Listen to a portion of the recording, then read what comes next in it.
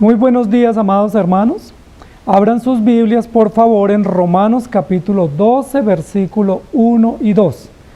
En esta mañana vamos a tomar como base ese texto para poder introducir el estudio bíblico que vamos a desarrollar.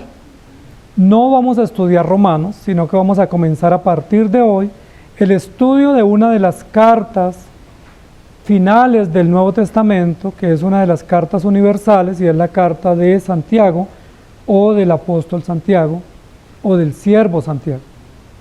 Entonces, a partir de hoy comenzamos con esa introducción a ese curso. Y vamos a tomar este texto como base por varias razones. Primero, porque normalmente hemos pensado que Santiago y Romanos, o Santiago y Pablo, se contradicen.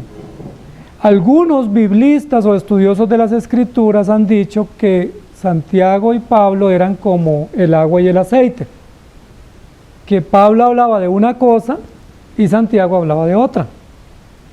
Entonces vamos a estudiar Santiago, pero vamos a tomar como punto de partida un texto de Romanos escrito por el apóstol Pablo, para afirmar que no puede ser que Pablo y Santiago fueran contrarios en cuanto a su postura bíblica o a su postura teológica. Y eso se ha dicho en razón de que algunos afirman que Pablo hablaba de la fe y Santiago de las obras. Y como que Pablo no hablaba de obras, dicen algunos, sino solo de la fe, y Santiago no hablaba de la fe, sino de las obras. Es error ese argumento, pero es como algunos lo presentan. Entonces, para nosotros armonizar y explicar que en realidad los dos escritores fueron inspirados por el Espíritu Santo, y que no hubo contradicción en ellos, sino más bien complementación, vamos a tomar este texto. Lo otro, porque el libro de Santiago ha sido un libro atacado a lo largo de la historia. Se cree que uno de los libros del Nuevo Testamento que más ha sido atacado por teólogos, por biblistas y por cristianos ha sido el libro de Santiago. Incluso uno de los reformadores llamó a la carta de Santiago una epístola de paja, es decir, una epístola que se quema, que no dura, que no tiene firmeza, sino que simplemente como que dura muy poco y no se mantiene. Incluso algunos han abogado para que el libro de Santiago no esté en el canon. Sin embargo, está en el canon y lo tenemos a disposición. Entonces, como ha habido ataques serios de muchos sectores de la fe y sectores del conocimiento y del magisterio de la iglesia, nosotros vamos a estudiar el libro de Santiago. Queremos saber si en realidad Santiago es una epístola de paja. ¿Ustedes qué dicen? ¿Será de paja? ¿Será que se nos quema y no nos sirve para mucho? ¿O será que no se ha logrado entender el mensaje, el propósito, el enfoque, el argumento del libro de Santiago? Esto también porque algunos de los que atacan la paternidad y el contenido canónico del libro de Santiago dicen que Santiago no se enfoca en la doctrina o en la iglesia y las doctrinas esenciales, sino que Santiago se enfoca en asuntos de la práctica, ¿sí? Como del buen vivir y las relaciones y los negocios y los viajes y las riquezas, y que eso no puede ser el contenido de una carta canónica, porque según ellos el estilo de las cartas canónicas de Pedro, de Juan y de Pablo eran eminentemente doctrinales y hacían mucha mención a nuestro Señor Jesucristo. Santiago solo hace 2 menciones a Cristo. Entonces dicen, ¿por qué no menciona más a Cristo? ¿Por qué no hace más énfasis en doctrinas como la justificación, la adopción, la redención, la venida del Señor, la eclesiología y todas las demás doctrinas esenciales? Entonces, como no hace énfasis en esas doctrinas, entonces algunos concluyen, entonces no nos sirve. La pregunta es, ¿no nos sirve? Sí nos sirve. ¿Por qué? Porque está en la Escritura, porque es palabra de Dios, y porque aunque tome un tópico distinto para explicar o haga un abordaje distinto en su contenido, eso no significa que no sea útil y que no sea inspirado. Entonces, el título de nuestra prédica hoy es Un culto vital. Porque el libro de Santiago, aunque plantea prácticas y desafíos de fe y de vida un poco fuera de la iglesia, no deja de ser útil.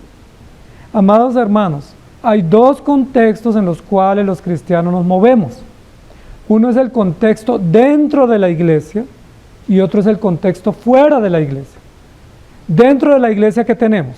Enseñanza, doctrina, relaciones con hermanos, confesión, crecimiento espiritual, ceremonias cristianas y todo lo concerniente a la liturgia o a la adoración y a la fe con conocimiento. Ese es un contexto, pero no es el todo del cristianismo. No podemos pensar que porque hoy nos reunimos ya cumplimos el todo de la vida cristiana y que a partir de mañana o después de esta reunión pues como que volvemos a nuestra esfera y a nuestra vida común que no tiene nada que ver con la fe. Eso piensan algunos, los que hacen disociación entre lo sagrado y lo profano, entre lo santo y lo mundanal o lo carnal. Sin embargo, el libro de Santiago nos va a plantear que cuando salgamos de este lugar y vamos a nuestras casas, a nuestros lugares de trabajo, enfrentamos desafíos de todo tipo, negocios, enfermedades, relaciones, viajes y toda la vida fuera o pública que también tiene que ver con la adoración a Dios. Y que todas esas acciones en el colegio, en la universidad, en el trabajo, en el gimnasio, en el lugar donde nos movamos, también tiene que ver con el culto. Entonces el culto cristiano no dura 2 horas. Para los que les preocupa el tiempo del culto, el culto cristiano no dura 2 horas. El culto cristiano dura toda la vida, desde que creemos hasta que muramos. Porque toda la vida o es culto para Dios o simplemente es una ofensa para Él.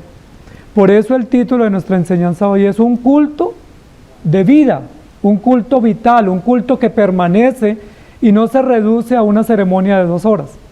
Si no piensen que cuando se dice amén, cierran la Biblia, se despiden, se van y hasta dentro de 8 días se acabó el culto. No, apenas comienza mi culto práctico cuando yo salgo. Cuando dice el pastor o el ministro dice amén, a partir de ahí comienza nuestro culto práctico. Es a poner en práctica todo lo que aprendimos y todos los desafíos y los compromisos que adquirimos.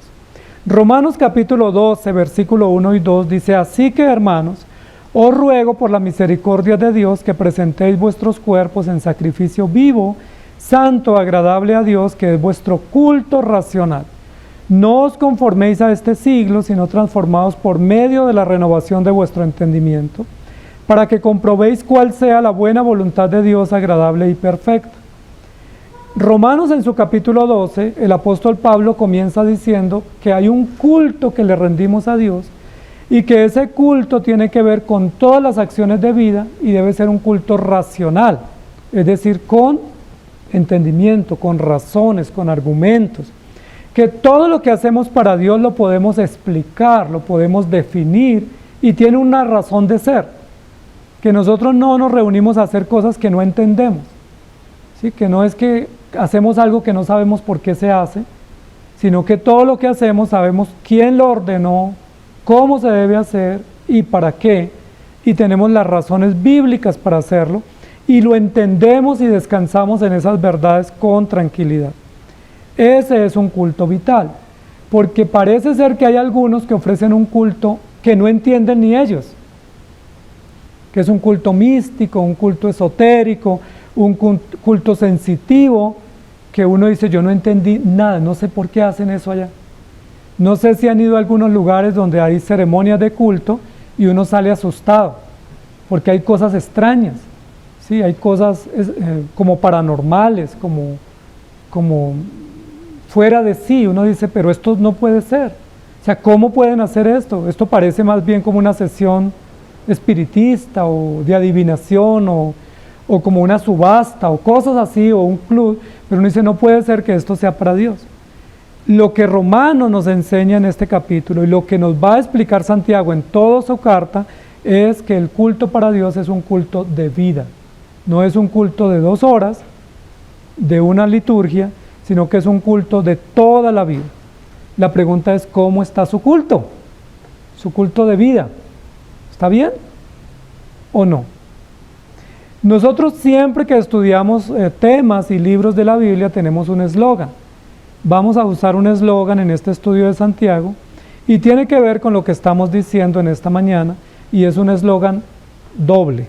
Así que lo vamos a comenzar a aprender desde hoy. Lo seguiremos repitiendo todas las semanas para que se nos afirme y para que con el solo eslogan termine siendo como un énfasis de enseñanza y de aplicación para nuestra vida. Entonces, el eslogan es: el Evangelio, un culto hecho vida. Ahí está en sus boletines en la primera línea. El Evangelio, un culto hecho vida, y continúa: la gracia de Cristo nos llena de obras. Entonces, el primer parte del eslogan es: el Evangelio, un culto hecho vida. Entonces, si usted tiene el Evangelio, tiene que vivir en un culto constante, ¿sí? Porque no somos religiosos. Los religiosos tienen cultos dosificados por horas, pero el cristiano tiene un culto diario, porque él está rindiendo adoración a Dios, y eso está en concordancia con uno de los eslóganes de la Reforma, y es: todo para la gloria de Dios. Entonces, el Evangelio, un culto hecho vida, la gracia de Cristo nos llena de obras. ¿Por qué ese eslogan? Porque ese eslogan es uno de los énfasis de Santiago, el tema de las obras. Pero las obras en el libro de Santiago no son obras separadas del Evangelio, ni anexas al Evangelio o a la gracia, sino que son parte integral del Evangelio y parte integral como de testimonio de la gracia. Es decir, si usted tiene la gracia de Dios, necesariamente tiene que estar lleno de obras. No puede ser que un cristiano diga: yo tengo la gracia de Dios, pero no tengo ninguna obra que mostrar. Porque si no tiene ninguna obra que mostrar, nos preguntaríamos: ¿realmente tiene la gracia de Dios? Porque si es estéril, o es improductivo, o es inerte en su trabajo, o en su vida virtuosa o moral, pues nosotros dudaríamos mucho. Y ese es uno de los planteamientos que va a hacer el libro de Santiago en su desarrollo. Si tú tienes fe, muéstramelo, pero por tus obras. Es decir, si tienes fe, no me lo expliques, demuéstramelo. Y a través de sus obras yo puedo saber si usted tiene fe. Entonces, la vida cristiana no descarta las obras, como algunos han querido pensar que la salvación es solo por gracia y no se demandan obras del cristiano. Y la salvación es por la obra de Cristo, pero se nos demandan muchas obras. Las obras que Cristo ha preparado de antemano para que andemos por ellos. Entonces, si no obramos, hay un gran interrogante. ¿Usted tiene fe? Si usted dice que tiene fe, tiene que tener obras. Es decir, si usted le preguntan, ¿tiene fe? Primero mire si tiene obras, porque son las obras las que dan el testimonio de la fe que usted profesa. Pero si usted dice que tiene fe y no tiene ninguna obra para mostrar, entonces está en duda su fe. ¿Sí me hago entender? Y ahí encontramos una relación directa entre el libro de Santiago y la postura que presenta el apóstol Pablo. Entonces, un culto vital. Estamos en introducción general. Vamos a tomarnos 3 domingos para hacer una introducción general al libro de Santiago y luego sí comenzamos texto por texto. Entonces, amados hermanos, el libro de Santiago lleva por autor al hermano o al considerado y llamado hermano de nuestro Señor Jesucristo, que tenía como nombre griego, como nombre hebreo, Jacobo, y tenía como nombre griego Santiago. Recuerden que en el primer siglo, o los primeros siglos, entre palestinos o entre los judíos, había varios idiomas que se usaban públicamente, y los escritores y los personajes de la Biblia generalmente tenían 2 o 3 nombres. Un nombre hebreo, que era el nombre de pila, tenían un nombre griego, que era el que se les daba a través de su cultura griega dominante, y algunos de ellos incluso tenían un nombre heleno o helénico, de la cultura helénica. Entonces, es muy importante lo que nosotros vamos a aprender, porque eso que vamos a aprender nos va a ayudar. Si el nombre de Santiago era griego y el otro nombre de ese personaje era Jacobo, el nombre hebreo, ¿por qué no se usa para esta carta el nombre de Jacobo sino el de Santiago? Es una pregunta y la tenemos que ir resolviendo en el transcurso del curso o del estudio. El libro de Santiago, no sé si ustedes lo tienen en algunas Biblias, en la introducción del libro de Santiago, dice que es una carta universal o una epístola universal. ¿Alguno tiene eso? En la primera página donde dice Epístola Universal de Santiago. Algunas Biblias lo traen, no es inspirado, pero es añadido. Pero el libro de Santiago pertenece a una carta universal. Entonces, noten lo siguiente. En la Biblia hay un género en el Nuevo Testamento que se llama el género epistolar. El género epistolar era el género de cartas directas, públicas y oficiales, y existían por lo menos 3 tipos de epístolas. Las epístolas generales, las epístolas personales y las epístolas universales.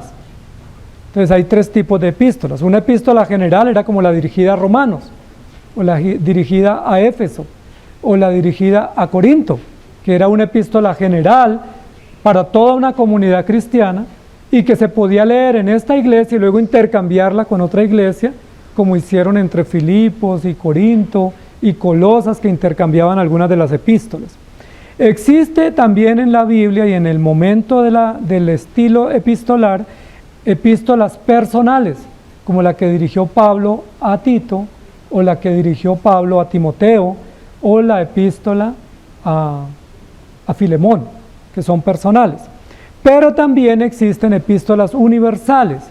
Las epístolas universales son las que no tenían un destinatario específico, sino que eran como un mensaje público, como una especie de edicto o discurso o homilía pública para que lo leyera y lo recibiera cualquiera que lo escuchara y lo atendiera. No tenía un destinatario directo, y dentro de ese tipo de epístolas califica Santiago.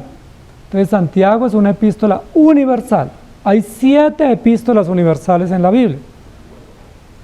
Santiago, primera, segunda y de Pedro, primera, segunda y tercera de Juan, y Judas son las epístolas universales, es decir, no tienen un destinatario directo. Son públicas, son mensajes oficiales, abiertos, no están dirigidos a una congregación, no están dirigidos a una ciudad, no están dirigidos a una persona, sino están dirigidos a una audiencia abierta. Ese es otro tipo de epístola. Entonces es importante eso, porque cuando uno ve los aparentes contrastes entre Pablo y Santiago, pues también tenemos que deducir que esos aparentes contrastes o contradicciones se debe al tipo de epístola. Porque es diferente un libro de normas legales a un libro, por ejemplo, de prácticas de vida. O es diferente un libro de medicina a un libro, por ejemplo, de arquitectura. Los dos nos sirven, pero es distinto, ¿sí? Es diferente un libro de leyes, como Levítico, a un libro de proverbios, como Salmos o como Proverbios mismo. No significa que el uno y el otro no sean palabra de Dios, sino que los dos son palabra de Dios, pero el género o el estilo o el enfoque de la carta es distinto. Mientras Pablo dirige sus cartas a lugares específicos como Roma, como Corinto, como Tesalónica o Éfeso, Santiago escribe una sola carta y la dirige abiertamente para todo un universo de cristianos. Entonces, es una carta universal. ¿Qué otra característica encontramos en Santiago?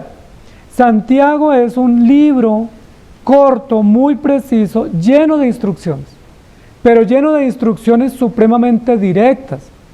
Una de las características de Santiago es que Santiago iba directo al grano, como decimos popularmente. Es decir, si ustedes le están dando así como la vuelta y no le dicen las cosas claras, vaya a Santiago, porque Santiago le va a decir las cosas de frente, ¿sí? Así, directo, sin anestesia, puede que duela, puede que usted se incomode, pero él se lo va a decir de frente.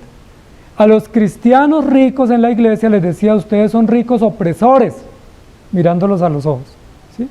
A otros les decía que eran mentirosos, a otros les decían que se miraban al espejo y no servía el espejo para nada porque no corregían su manera de vivir. Tiene más de 90 instrucciones directas, específicas, sin rodeos. Entonces, ¿quiere usted que alguien le diga las cosas de forma directa? Santiago es el indicado. Santiago no va a suavizar las verdades, no va a ponerle como adorno a las enseñanzas, sino que va directo, y eso es importante también, ¿sí? Porque hay algunos escritores que explican mucho y hay otros que van directo al propósito, y los dos son útiles. Los que explican nos sirven porque nos dan contextos, y los que van directo al grano nos sirven porque nos hablan al corazón, diciendo esto es lo que hay que hacer, y aquí se evalúa su obra o se contradice su manera de vivir. Amados hermanos, estamos ante un culto vital que nos plantea Santiago, muy importante. Santiago tiene como referencia todos los escritos del Antiguo Testamento. Algunos han llamado la carta de Santiago el Proverbios del Nuevo Testamento. ¿Por qué? Porque usa un estilo proverbial, comparativo, de contraste, de síntesis, pero también directo, como lo hace el libro de Proverbios. Y tiene por lo menos 40 referencias al Antiguo Testamento y muchas referencias, más de 20, al Sermón del Monte o al llamado Sermón del Monte de Mateo 5, 6 y 7, cuando Jesús cerca de Betsaida dio unas enseñanzas a sus discípulos. Entonces, Santiago, ¿de dónde se retroalimenta para poder hacer su escrito? Del Antiguo Testamento, especialmente de Proverbios, y de las enseñanzas de Jesús, especialmente de la enseñanza del Sermón del Monte. Esa referenciación o esa dependencia que tiene Santiago de esos escritos canónicos y de esas enseñanzas de Jesús, pues nos ayudan a entender que tiene validez su escrito, porque Santiago no pretendió escribir nada nuevo. ¿Sí? Como yo voy a enseñarles algo distinto, lo cual pondríamos en duda. Si un predicador hoy en día, o un maestro, abre su clase o su enseñanza o su discurso diciendo, les voy a enseñar algo nuevo, inmediatamente preocúpense, asústense, porque si les va a enseñar algo nuevo no es bíblico, porque no hay nada nuevo bajo el sol, y porque todo lo que Dios tenía que decirnos ya no lo dejó por escrito.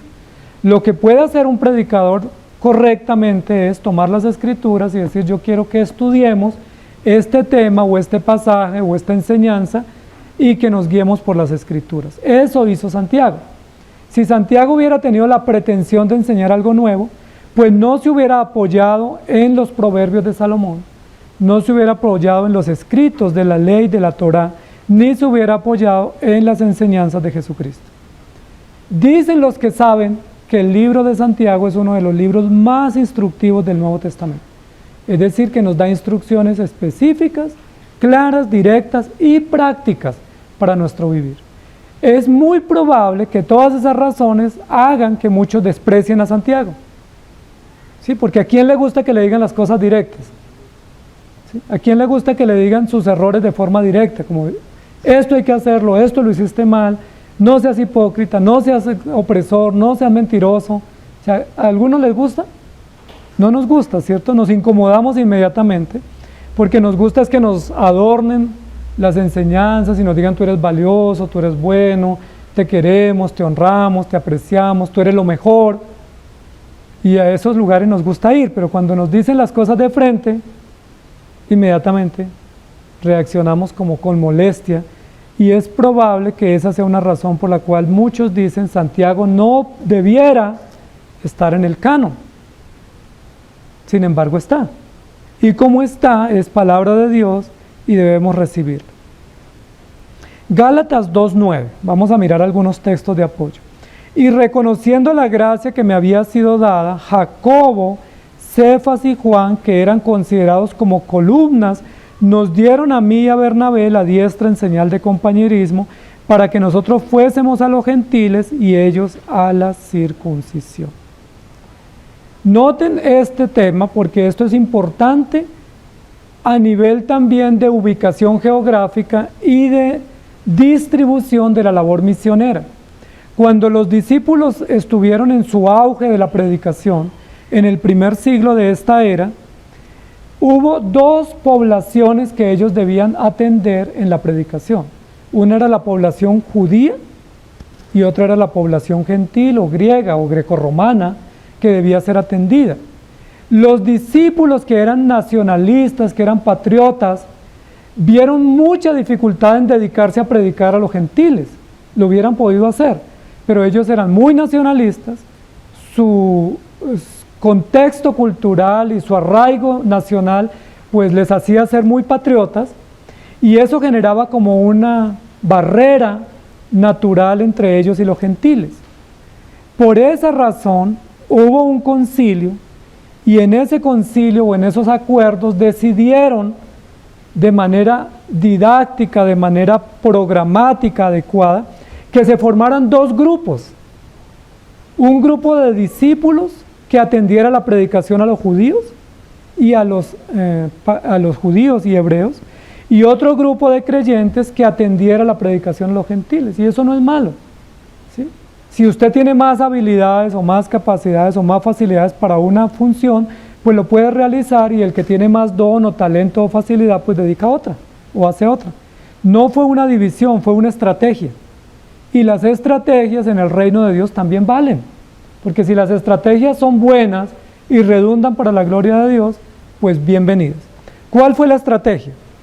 Que en Jerusalén se formara un centro de formación, de predicación y de envío de misioneros y predicadores, y de cuidado y de instrucción a la iglesia en Jerusalén, liderada por tres personajes muy importantes en la historia bíblica del Nuevo Testamento: Jacobo, Cefas y Juan. ¿Se acuerdan quién era Cefas? Pedro.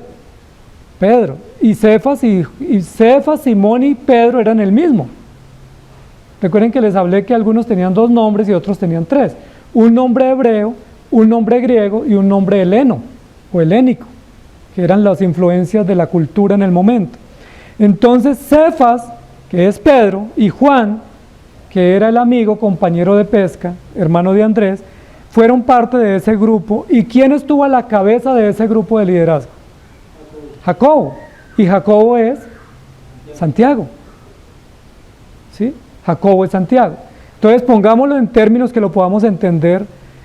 Y nos fue dada a Santiago, Pedro y Juan la comisión de encargarnos de los judíos o de los hebreos en Jerusalén, y Pablo y Bernabé se encargaron de los gentiles en Antioquía.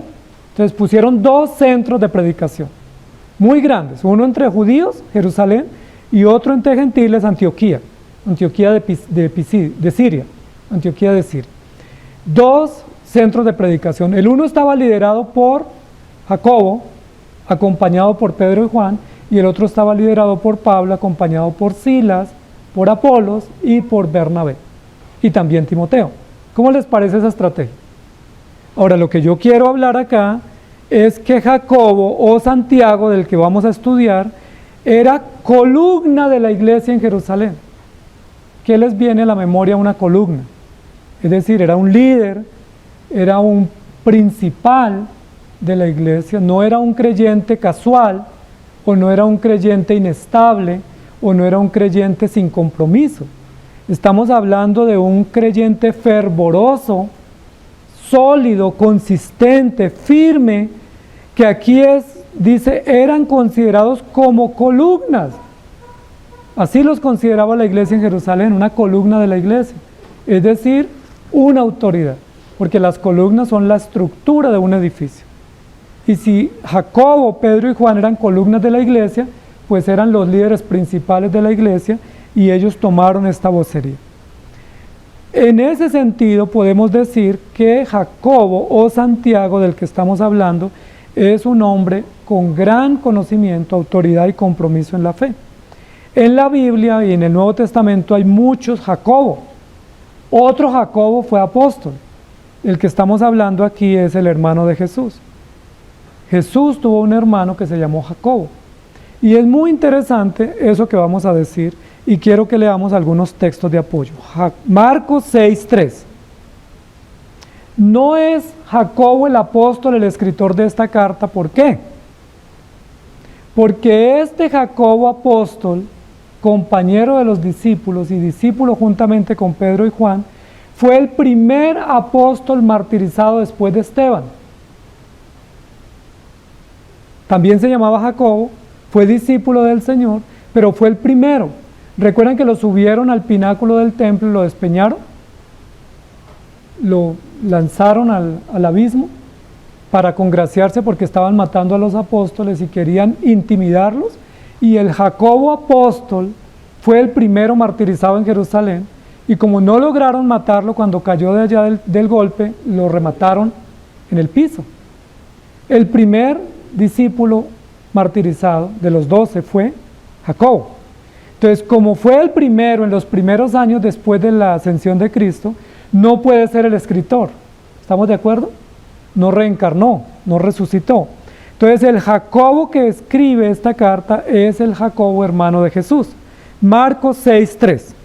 ¿No es este el carpintero, hijo de María, hermano de Jacobo, de José, de Judas y de Simón? ¿No están también aquí con nosotros sus hermanos? Y se escandalizaban de él. En este texto dice que Jesús tuvo 4 hermanos por lo menos, hombres más unas hermanas. Y el primero que se menciona aquí de los hermanos de Jesús es Jacobo. ¿Por qué primero Jacobo? Probablemente por la prominencia que él desarrolló en la vida de la iglesia en Jerusalén, y probablemente porque fue uno de los principales después de Jesucristo en la expansión de la iglesia. Jacob, hermano de José, de Judas y de Simón, y también de unas hermanas. Mateo 13:55. ¿No es este el carpintero? ¿No se llama su madre María y sus hermanos Jacobo, José, Simón y Judas? Vuelve y se usa el mismo orden, tanto Mateo como Marcos. Posiblemente era el orden de nacimiento o el orden de autoridad que ellos representaban en la iglesia y en la vida pública, pero recuerden que siempre se ponen estos dos listados de primero a Jacobo, es decir, Santiago. Jacobo el nombre hebreo, Santiago el nombre griego. Y en Juan 7:5, un dato muy importante, dice, pero ni aún sus hermanos creían en él. Entonces, si Jacobo, incluido con José, Judas y Simón, no creía en Jesús, ¿por qué terminó siendo un fundador o líder o columna de la iglesia y un hombre que escribió cosas maravillosas? Recuerden que los hermanos no creían en Jesús cuando Jesús estuvo vivo. Recuerden que María puso en duda en algunos momentos las acciones de Jesús. Recuerden que Juan Bautista, que fue el pregonero y profeta que abrió la puerta para el ministerio de Jesús, que dijo, he aquí el Cordero de Dios, luego mandó a decirle, ¿eres tú o esperamos a otro? Y recuerden que sus propios discípulos decían, no estamos tan seguros si eres tú o no. Aunque Pedro dijo, tú eres el Cristo, después lo puso en duda. Cuando los discípulos, llamados, entrenados y enviados a predicar, se convencieron de que no había sombra de duda de que Jesús era Cristo, el Hijo de Dios viviente, después de la resurrección. Después de la resurrección. Fue el hecho de la resurrección el que impactó extraordinariamente la vida de los discípulos al punto que se convencieron. Recuerden que Jesús les dijo, es necesario que yo muera, y ellos dijeron, no, eso no es necesario, no es útil. Jesús les dijo, yo muero pero resucito, y ellos, cuando Jesús murió, se remendaron las redes y se volvieron a ir a pescar porque ya dijeron, pues se nos acabó el tiempo y ya no tenemos con quién estar y con quién compartir. Pero cuando María Magdalena y las otras Marías dicen, resucitó y ya lo vimos, y la tumba está vacía, ¿recuerdan qué hicieron Pedro y Juan?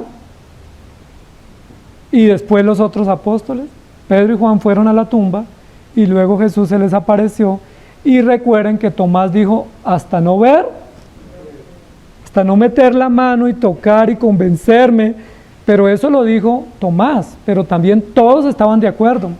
Pues dicen que está por ahí visitando gente, pero yo quiero tocarlo, yo quiero comprobarlo. Y cuando Jesús se arrimó, le dijo, Tomás, mete la mano, no seas incrédulo sino creyente. Dice, todos creyeron en él, es decir, todos estaban dudando. Entonces, así como los discípulos se convencieron, recuerden que antes, en el día de la muerte, todos se escondieron y huyeron. Y después de la resurrección, todos dijeron, si nos es necesario morir, es mejor predicar a Dios o obedecer a Dios antes que a los hombres. De la misma manera los hermanos de Jesús. Según la historia lo registra y también en algunos apartes de la Escritura, los hermanos de Jesús no creyeron en Jesús cuando Jesús estuvo vivo, en sus enseñanzas y en sus travesías.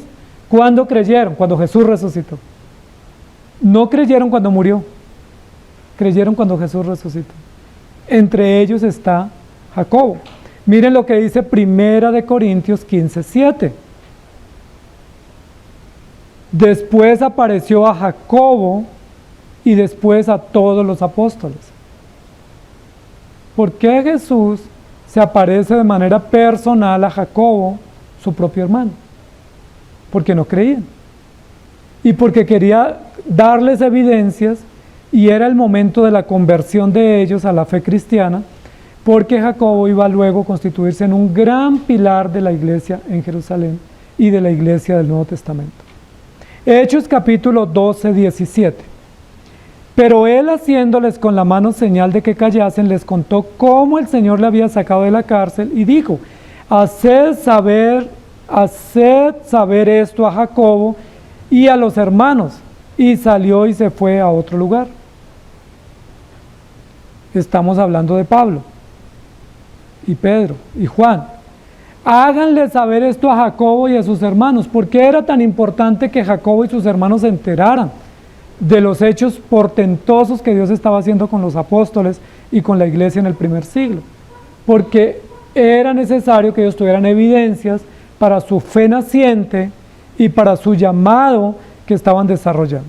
Entonces Jacobo, hermano de Jesús, no creyó en Jesús en vida, creyó después de la resurrección cuando Jesús se le aparece, y luego termina siendo uno de los pilares de la iglesia en Jerusalén, que toma decisiones como crear un equipo de predicación en Antioquía específicamente para gentiles y los apóstoles judíos quedarse en Jerusalén. En Hechos 21, 18 dice: y al día siguiente Pablo entró con nosotros a ver a Jacobo y se hallaban reunidos todos los ancianos. Entonces Jacobo no solamente era creyente, Jacobo fue una autoridad o columna de la iglesia en Jerusalén, pero también Jacobo fue un pastor en la iglesia en Jerusalén por más de 30 años. Y tenía y lideraba el consejo o el consistorio de ancianos en Jerusalén, porque dice que estaba con los demás ancianos o pastores o líderes o presbíteros de la iglesia. En Gálatas 2:12 dice: pero antes que viniesen algunos de parte de Jacobo, comía con los gentiles, pero después que vinieron se retraía y se apartaba porque tenía miedo de los de la circuncisión. ¿Se acuerdan que habla de Pedro?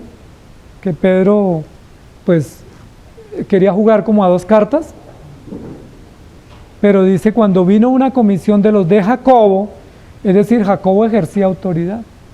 Incluso Pedro y Juan estaban sometidos o sumisos a la dirección que Jacobo estaba dando sobre el liderazgo de la iglesia hebrea o iglesia judía. ¿Por qué? Quizás porque Jacobo pues es el creyente más nuevo de todo el grupo, y porque Jacobo, siendo hermano de Jesús, pues inspiraba para los demás discípulos una especie de continuidad del llamado y del encargo que Jesús había hecho. Gálatas 1:19. Pero no vi a ningún otro de los apóstoles sino a Jacobo, el hermano del Señor. Jacobo, el hermano del Señor. ¿Hay dudas? No hay dudas. El primer Jacobo, martirizado.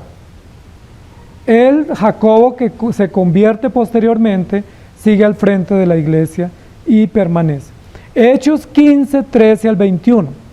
Y cuando ellos callaron, ¿se acuerda que había un alboroto y una discusión no pequeña? Jacobo respondió diciendo, mira, acá hay un discurso más de Santiago, en Hechos capítulo 15, en el concilio de Jerusalén, que es el primer concilio que la Biblia registra de la iglesia después de Jesucristo. Miren el discurso que dijo Santiago: varones hermanos, oídme. Simón, que es Pedro y que es Cefas, ha contado cómo Dios visitó por primera vez a los gentiles. ¿Se acuerdan en qué hecho? Hechos 10, la visita a Cornelio y la conversión de Cornelio, para tomar de ellos pueblo para su nombre. Y con esto concuerdan las palabras de los profetas como está escrito. Después de esto volveré y reedificaré el tabernáculo de David que está caído, y repararé sus ruinas y lo volveré a levantar para que el resto de los hombres busque al Señor y todos los gentiles sobre los cuales es invocado mi nombre. Dice el Señor que hace conocer todo esto desde tiempos antiguos, por lo cual yo juzgo que no se inquiete a los gentiles que se convierten a Dios, sino que se les escriba que se aparten de las contaminaciones de los ídolos, de fornicación, de ahogado y de sangre, porque Moisés desde tiempos antiguos tiene en cada ciudad quien lo predique en las sinagogas, donde es leído cada día de reposo. Miren que Santiago terminó siendo de todo el grupo de los apóstoles el más sensato, porque recuerden que cuando los gentiles se comenzaron a convertir, primero los judíos, discípulos, dijeron, no puede ser, porque el evangelio es solo para los judíos. Entonces, ¿ustedes se convirtieron? No los aceptamos en el grupo. Recuerden que rechazaron a Pablo, o Saulo en ese momento, rechazaron a Cornelio y rechazaron a otros judíos conversos, o gentiles conversos, entre ellos Timoteo. ¿Por qué decían que no podía ser? Porque ellos decían es que la salvación es exclusiva de judíos. El Salvador es judío, nació en territorio judío, venía anunciado por las promesas y los escritos hebreos antiguos. Entonces, ¿la salvación para los gentiles? No. Y eso lo decía Pedro también. Recuerde que Pedro rehusó ir donde Cornelio. ¿Se acuerdan cuando le mandaron unos mensajeros y le dijeron, Cornelio te espera con un grupo de personas para que vayas y les pongas el evangelio? ¿Se acuerdan que Pedro tuvo una lucha? ¿Y cómo fue? Porque el Espíritu Santo, a través de un sueño, le dijo que tenía que ir. Y Pedro fue a regañadientes porque no podía aceptar que el Espíritu Santo se derramara sobre los gentiles. ¿Se acuerdan? Jacobo aquí dice, hagan silencio que yo tengo la palabra. Y la discusión aquí no es si usted es judío o es gentil, y si usted es gentil y recibe el Espíritu Santo, no hay discusión, eso es verídico, eso es veraz, eso se acepta. Pero en lugar de reprender a los gentiles que estaban llegando a la iglesia, ¿sabe a quién reprendió Santiago? A los judíos. Interesante, porque los discípulos, Pedro, Juan y otros, estaban esperando hacer un frente común para atacar a los gentiles. Ok, ¿quieren ser de los nuestros? Entonces mire el pliego de necesidad, de peticiones o de requisitos que deben cumplir si quieren ser de los nuestros. Jacobo se levanta y dice, no señores, no los molesten, no los inquieten. No los inquieten, déjenlos tranquilos, tienen la fe, tienen al Espíritu Santo, no los inquieten. Y retoma lo que dijo el profeta, que era profeta, rey David, y retoma lo que dijo Moisés en la ley que Dios le dio. Interesante porque hace una interpretación adecuada de los escritos davídicos y una interpretación adecuada de la ley de Moisés, de la antigüedad, diciendo es que desde la época de Moisés, que hacía muchos años, se dijo que iba a haber creyentes en todos los lugares y que iba a haber personas que podían creer y reunirse y congregarse para adorar al Dios vivo. Pongámosles unos requisitos mínimos.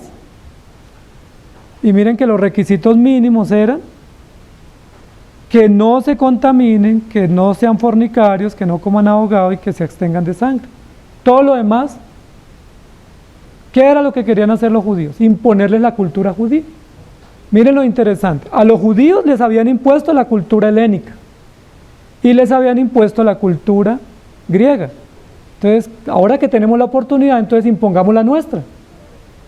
Así hacemos nosotros, ¿cierto?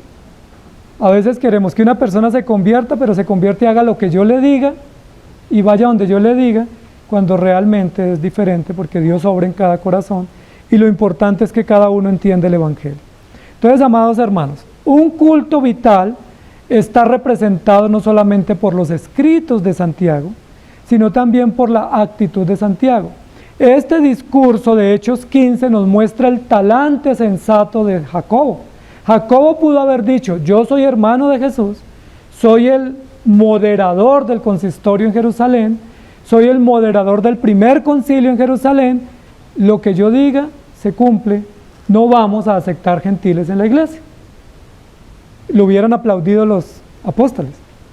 O listo, los vamos a aceptar, pero ustedes son cristianos de segunda categoría. O los aceptamos, pero tienen que cumplir 1000 requisitos, y hasta que no los cumplan no podrán ser aceptados en primera clase. Jacobo pudo haberlo hecho, porque recuerde que uno de los pioneros incluso de ese pensamiento era Pedro y Juan y los demás apóstoles. Pero Jacobo, en concordancia a su fe y en concordancia a su relación directa como hermano de Jesús, se levanta y dice: el hombre que busque a Dios, no lo estorben. ¿Se acuerdan que fueron los apóstoles los que le dijeron a Jesús: por ahí hay otros echando demonios en tu nombre? ¿Quiere que oremos para que caiga fuego del cielo y los consuma? ¿Se acuerdan? Y recuerda que Jesús les dijo: déjenlos que prediquen, sea por lo que sea, déjenlo, que mi nombre sea anunciado.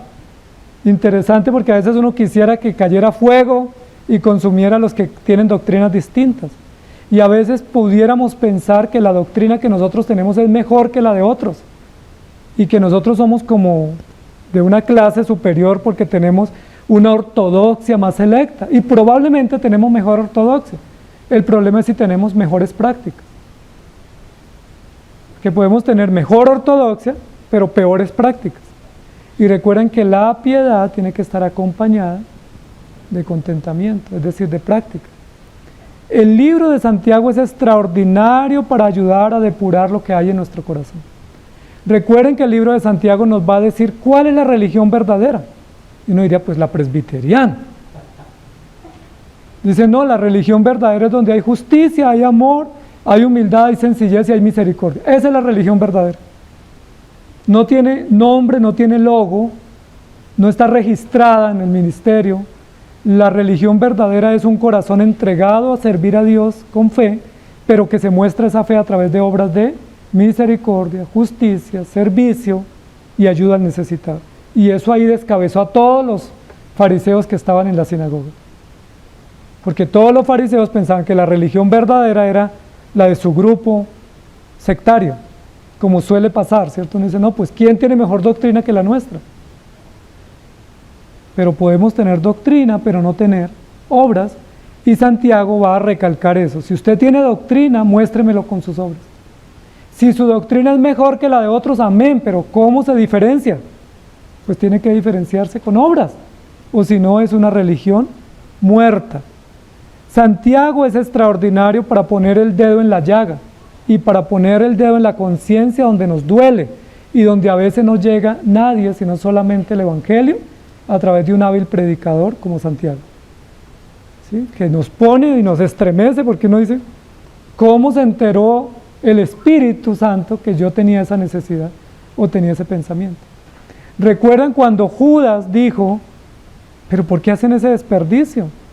Este jarro de perfume fino de nardo se hubiera podido aprovechar para darle mercados a los pobres. ¿Cuántos bonos, cuántos subsidios hubiéramos podido dar? ¿Cuántas ayudas, cuántas becas hubiéramos podido dar con este dinero desperdiciado? No, eso no tiene sentido. Él lo dijo con ortodoxia y apariencia de piedad, pero Jesús sacó a la superficie y dijo: lo decía porque era ladrón y no iba a robar de eso. Venía robando de atrás, porque dice: sustraía de la bolsa.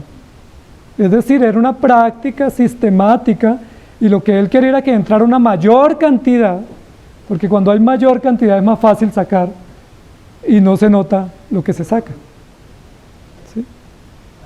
Jesús llega a la conciencia, ¿sí? Porque Jesús devela lo que nadie más puede develar. Y nos estremece porque, como dicen Hebreos, la palabra llega al corazón. Amados hermanos, el libro de Santiago, escrito por el hermano de nuestro Señor Jesucristo, con un mensaje directo, claro, contundente, es dirigido a creyentes dispersos. Y eso también marca una diferencia a los escritos paulinos, porque los escritos paulinos generalmente fueron dirigidos a iglesias constituidas, que tenían ancianos, que tenían servidores o diáconos y que ya tenían un punto de reunión y una fraternidad establecida en las diferentes ciudades, algunos en templos, otros en sinagogas o otros en casas. Pero el libro de Santiago es dirigido a una comunidad dispersa. Dice el versículo primero: Santiago, siervo de Dios y del Señor Jesucristo, a las 12 tribus que están en la dispersión, salud. Es muy importante, y solo lo vamos a mencionar hoy, que uno de los fenómenos o realidades sociales complejas a las cuales Santiago se dirige y aborda su mensaje es hacia personas en exilio, ¿sí? Personas exiliadas por muchas razones. Había personas exiliadas desde la invasión babilónica a Judá, que no habían regresado. Había personas exiliadas desde la invasión al reino del norte por Siria y Asiria, que tampoco habían regresado. Había también personas exiliadas por Tito, que los había exiliado en el año 70. Y había otros que se habían exiliado voluntariamente, ¿sí? Como sucede en nuestros países. Hay personas que salen producto de la guerra o la presión económica, pero hay otros que por voluntad dicen: no, yo me quiero ir del país, yo quiero irme porque veo que hay mejores condiciones, o tengo familia allá, o puedo desarrollarme mejor. Bueno, muchas razones, no necesariamente políticas o económicas, sino a veces de elección de familia. Esa realidad del primer siglo es muy similar a la realidad nuestra. Recuerden que hay un fenómeno hoy en día en la sociedad, no solamente latinoamericana, sino mundial, de exilio, o lo que llama aquí diáspora, ¿sí? La diáspora era el nombre antiguo para un exilio contemporáneo, que era una manera de dispersar. Ahora, con las situaciones que han vivido algunos de los pueblos latinoamericanos con realidades de exilio por muchas razones, hemos visto que esos ciudadanos terminan dispersándose por todo el mundo, ¿sí? Si no hubiera el fenómeno del exilio, posiblemente las familias estuvieran reunidas, ¿sí? El papá, los hijos, los cuñados, los primos, todos cerca o en el mismo país o región. Pero cuando hay fenómenos de exilio por razones políticas, económicas o de otra índole, las familias se dispersan. Entonces podemos averiguar, y hay personas que dicen: es que tengo un primo en tal país, y tengo uno en otro, y tengo un familiar, y tengo un tío, y uno dice: ¿por qué tan regados? ¿Por qué están dispersos? Porque ha vivido nuestra familia, o nuestro país, o nuestra región, una diáspora, es decir, una dispersión. Y el concepto diáspora, que lo vamos a poder desarrollar cuando lleguemos al texto, no hoy, era como el concepto de sembrar. No sé, los que sembraron antiguamente cuando estaban en el campo, semillas, se sembraban esparciéndose, ¿sí? Entonces se cogía una manotada de maíz o de frijol o alberja o la semilla que fuese y se lanzaba, y pues donde cayera se esperaba que naciera. Así se sembraba en la antigüedad, no se hacía un hoyito, no se hacían surcos, sino que se esparcía. Y ese es el concepto de la diáspora, es cuando se esparce algo para que no se pueda juntar, para que quede disperso. A esos pueblos dispersos, o familias dispersas, o compatriotas dispersos, es a quienes se les escribe. Entonces ustedes dirían: pero si se les escribe a las 12 tribus, es decir, judías, ¿por qué Santiago no usa su nombre Jacobo, sino Santiago? Estaba escribiéndole a judíos, pero judíos dispersos, por varias razones. Una, porque aunque eran judíos dispersos, no estaban en territorio judío. Estaban en otras culturas: Babilonia, Alejandría, en el oriente de Europa y en todos los lugares del mundo conocido. Entonces, aunque eran judíos de nacimiento y de ascendencia, su cultura y el medio donde se movían era griego, o era gentil, o era pues otro modo de cultura. Entonces, esa es la razón. Pero otro datico interesante que vamos a ir adelantando, dice que a las 12 tribus, dice: pues las 12 tribus ya no existían. Recuerden que las 12 tribus se desconfiguraron en el exilio sirio y babilónico. Recuerden que cuando regresaron los judíos del exilio, más o menos 450 a.C., con Zorobabel, Esdras y Nehemías, solo una tribu o dos tribus pudieron demostrar su linaje, que fue la tribu de Leví y la tribu de Judá. Como solo de las tribus que tenían territorio, que tenían tierra, una nomás pudo demostrar de qué linaje venía, que fue la de Judá, pues por eso solo pudieron recuperar esa región y por eso se llamaron a partir de ahí los judíos. Ya no era Israel, porque todos los demás quedaron mezclados. Si eso sucedió 450 años antes de Cristo, ¿por qué ahora Santiago dirige una carta a las 12 tribus? Es una contradicción, ya no existían, ¿sí? Pero es interesante, ¿cierto? Es interesante esa mención, porque de una u otra manera está dirigiendo su mensaje a todos los judíos en las condiciones que estuvieran y valorizando la cultura antigua y su arraigo antiguo y su concepto nacionalista antiguo, que ya no existía, porque estaban totalmente desmembrados y dispersos. Vamos a leer algunos versículos solamente de apoyo para nosotros seguir desarrollando nuestro estudio. Pero permítame decirles, amados hermanos, que el libro de Santiago, que estamos introduciendo hoy, todavía no estamos en desarrollo formal del libro, solo introducción, tiene como propósito trabajar el tema de la integridad. Subrayen eso por ahí en algún lugar, o en su mente, en su conciencia. La integridad. ¿Saben qué significa la integridad? Integridad pudiera entenderse como la totalidad, o la armonía total, o lo completo, lo que no le falta nada. ¿Sí? Cuando algo es íntegro, está completo. ¿Sí? Por ejemplo, si a usted le deben un dinero y se lo devuelven, usted lo cuenta bien, y usted que dice está completo, es decir, está íntegro. O recibí el dinero a integridad, es decir, en su totalidad. Todo, no perdió nada. O si usted se va de viaje y viene a revisar su casa, cuando llega usted revisa a ver si encuentra lo que dejó. Y uno va a los principales lugares de la casa y uno dice, no, está íntegro todo. ¿Sí lo han dicho alguna vez? Es decir, está completo, no falta nada, todo está íntegro. Es decir, nada se dañó, nada se perdió, nada falta. La integridad tiene que ver con la totalidad, o lo completo, o lo pleno, o lo absoluto. Y a eso le apunta Santiago. Santiago va a ayudarnos a entender que la doctrina es importante, pero la doctrina sin integridad no tiene sentido. Los fariseos posiblemente en la época de Jesús eran los que mejor doctrina tenían. ¿Se acuerdan? Eran amplios conocedores de la ley de Moisés. Eran meticulosos, detallistas, incluso obsesivos, incluso canzones, poniendo el dedo, hay que hacer esto, lávese las manos, la vestidura es más larga, el fleco es más ancho, hay que llegar más temprano, hay que hacer oraciones, una cantidad de cosas que no eran malas en sí, que eran parte de la ley, pero ellos olvidaron, se quedaron en la ley, en la norma, en el principio, pero se les olvidó algo. ¿Recuerdan que se les olvidó? Ahora, fue intencional el olvido, no fue un olvido ignorante, fue un olvido intencional. Olvidaron la misericordia. ¿Recuerdan que dice la Biblia que como pretexto le robaban las casas a las viudas y como pretexto, es decir, eran conscientes, hacían largas oraciones? Es decir, le robo la casa a una viuda y llego temprano al culto. Así de sencillo. O sea, no pago mi deuda y vengo temprano a levantar mis manos y decir que vivo para la gloria de Dios. ¿Eso es integridad?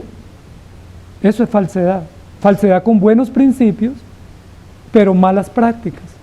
Y Santiago va a poner el dedo donde duele. Porque a nosotros sí que nos duele cuando nos dicen tú eres un fariseo, tú eres un traicionero, tú eres falso, tú eres mentiroso. Y uno dice, a ver, ¿pero por qué? Es que la Biblia lo dice. ¿Sí? Si nosotros prometemos y no cumplimos, ¿cómo se llama eso? Mentira, falsedad. Si nosotros hacemos comentarios o señalamientos o cuestionamientos, ¿cómo se llama eso? Calumnia, chisme, mentira, engaño. Si nosotros debiendo vivir para Dios vivimos para el mundo, ¿cómo se llama eso? Pues blasfemia, hipocresía. Es decir, ¿somos hipócritas? ¿Somos falsos? ¿Somos mentirosos? O sea, venir aquí a sacar pecho y decir que somos como santos, que están 10 metros arriba del piso o están en la estratosfera, pues es como a lo que Santiago le apunta.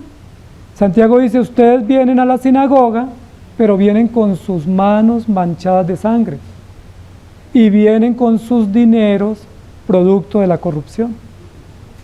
Pero venían a entregar largas sumas de dinero.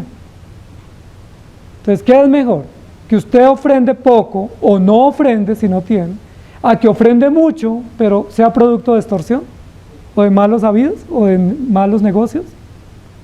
O sea, ¿qué tiene más sentido? ¿Que usted haga misericordia o que usted tenga apariencia?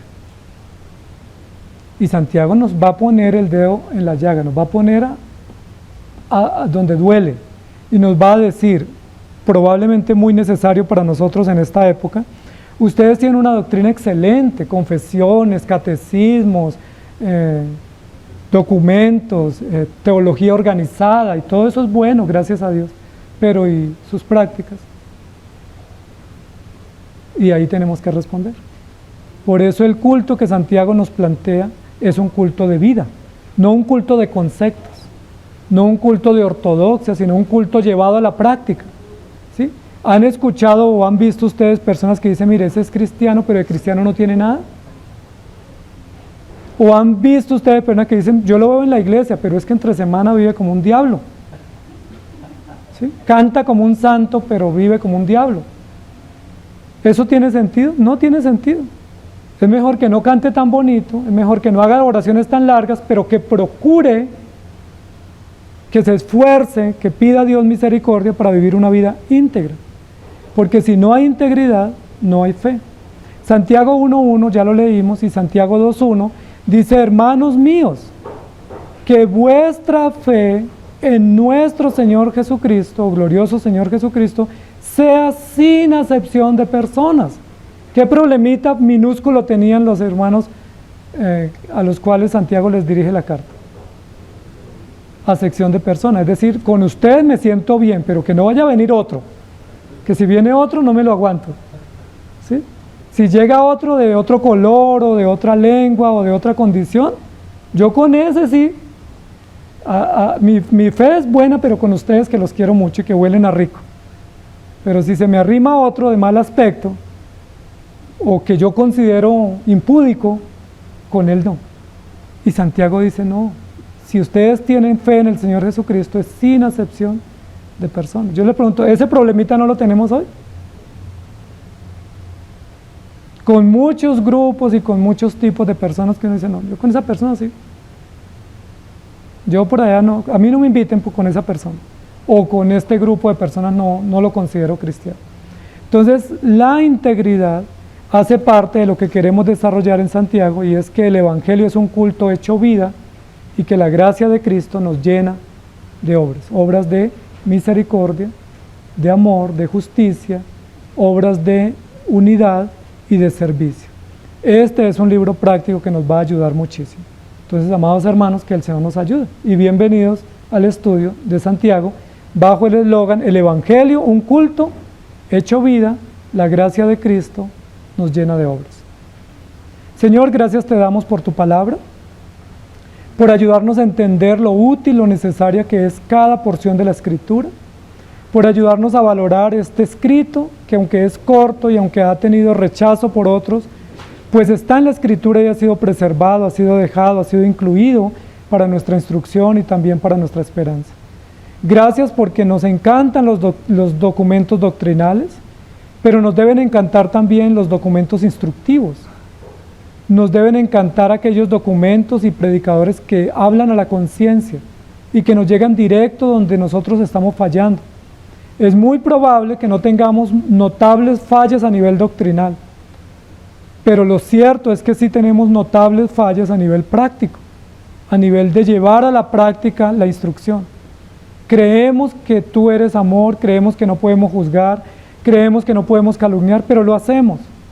Creemos que debemos amar a todos por igual, creemos que todos somos ante ti aceptos, pero siempre marcamos grandes diferencias y rogamos que nos perdones y que a lo largo de la travesía de este estudio tan interesante, tan directo, podamos aprender a ser más íntegros para ti, más honestos, más consistentes en toda nuestra manera de vivir. Todos los que estamos aquí necesitamos esta enseñanza. Necesitamos que tú nos hables y que tú nos muestres en qué estamos fallando. Sí, posiblemente somos injustos, blasfemos, mentirosos, egoístas, hipócritas, chismosos, tantas fallas que podemos estar teniendo, a pesar de que nuestra doctrina y nuestra fe está intacta en ti. Pero una doctrina selecta, sin prácticas selectas, no trae buena ganancia. Perdónanos y ayúdanos, te lo suplicamos, y dispón nuestro corazón para esta aventura maravillosa durante los meses y tiempo que tengamos para desarrollar esta carta. En el nombre de nuestro Señor Jesucristo. Amén. Que el Señor les bendiga, queridos hermanos.